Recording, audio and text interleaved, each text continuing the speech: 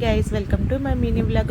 తిప్పేసుకుంటూ చేసేస్తుంది. ఇది ఒక్కతే వంట చేస్తున్నట్టు పెద్ద అన్ని వీడియోల్లో పెట్టేస్తుంది. అయితే మాత్రముని ఇప్పుడు ఒక్కతే వంటలు చేసి చెమటలు పట్టేసి ఇలాగా మేము ఎవరు వంటగదుల్లో లేమన్నట్టుగా బిల్డప్ ఇస్తూ ఉంటుంది అని చెప్పి కొన్ని రకాలుగా కొంతమంది మాట్లాడుతూ ఉంటారు. బట్ వాళ్ళకేం తెలుసు మనం ఏం చేస్తున్నామో. ఎవరి పని వాళ్ళకి గొప్ప, ఎవరి పని వాళ్ళకి ఎక్కువే.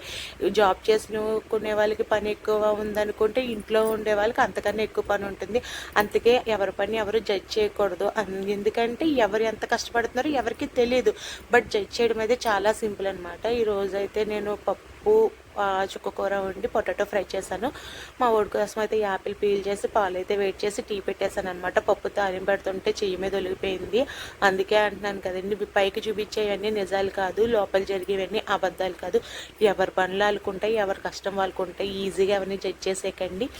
ఇంకా నేను పప్పు తాలింపు పెట్టిస్తే ఆ చేయి కాలిపోయిన చేతితోనే అదంతా క్లీన్ చేసుకున్నాను. మా ఊడి కోసం అయితే పప్పు వాటర్ తీసాను అనమాట. ఈ పప్పులో కొంచెం